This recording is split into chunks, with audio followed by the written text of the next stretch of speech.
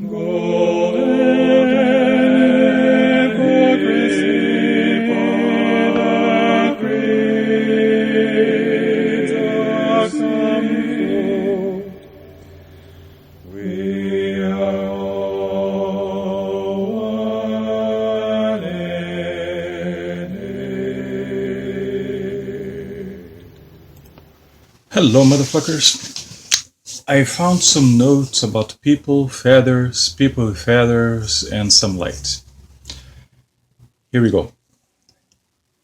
It so happens that good people are good people within the confines of accepted definitions of what good people are, or not. I'll not get into any philosophical arguments on the possible definitions that could bring an aura of erudition or intellectual discipline to this poor piece of parlance. I could, however, try and find some such definitions within the acceptable range of ever-fluctuating justifications I come to find for pretty much everything under the sun and the moon that are produced by American society. However, in the previous however, I must state that the American institution of room to wiggle is so pervasive that the persistence of U-238 would not be enough to assess, not to mention investigate, what such an amorphous and unprincipled definition it could be dreamt to be. There are empirical examples, however, yet again, that help illustrate the latter understanding.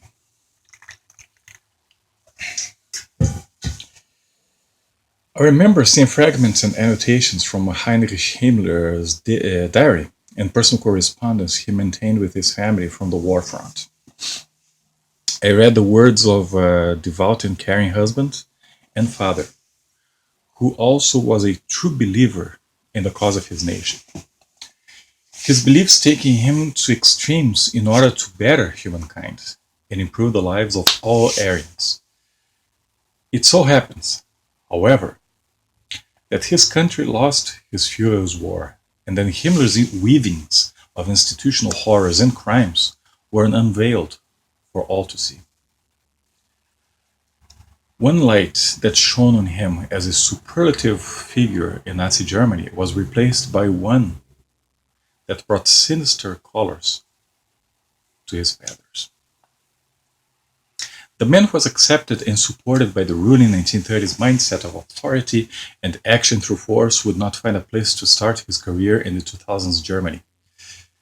There was a complex set of social, political, economical, and religious expectations that generated a place and nourishment for his kind of heart. I ask myself at this point, what would have happened if his Reich had won?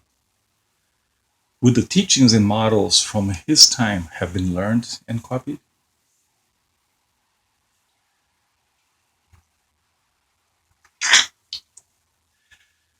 The complex set of expectations previously mentioned would have been validated.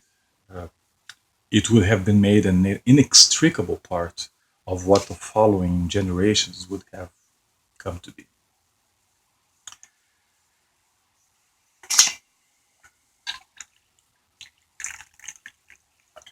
Mate?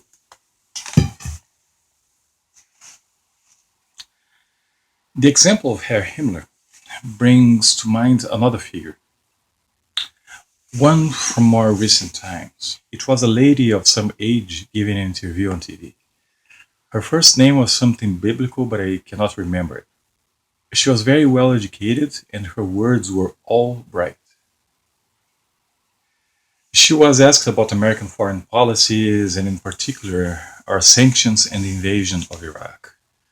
She never said anything about the fact that the invasion itself was illegal domestically and internationally. She did not say anything about the then American president being later on convicted for war crimes.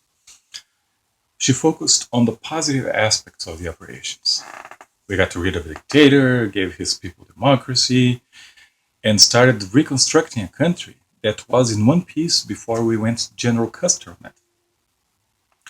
George Armstrong also had his spotlight changed in more recent years. Did she really believe what she said? It is always hard to tell with career politicians, career political appointees. It's a specific species there. But she affirmed, when asked about the death toll on children due to our sanctions, that it was a fair price to pay. I have to admit that I never had the opportunity to meet with an Iraqi mother and ask her face to face if she thought or felt the same. But then, what is an Iraqi mother in comparison with a beautiful brooch? What I remember from the reports the United Nations produced until 1995, the year before the last biological weapons facility was supervisedly destroyed in Iraq, is that 500,000 or half a million children died slowly and painfully. They starved of food, of medication, sanitation, and our compassion.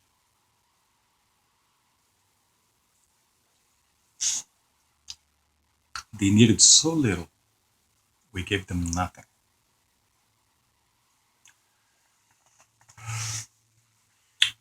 I wonder if Heinrich had given half a million angels to Dr. Mengele.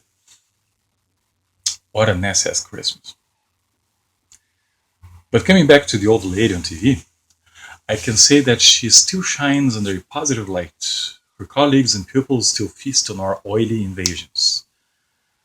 I wonder what kind of complex set of social, political, economic, and religious expectations can generate a place and nourishment for a person like her, a person without heart. The answer to this question would most definitely shine some different light on us, perhaps reveal the true colors of our own feathers.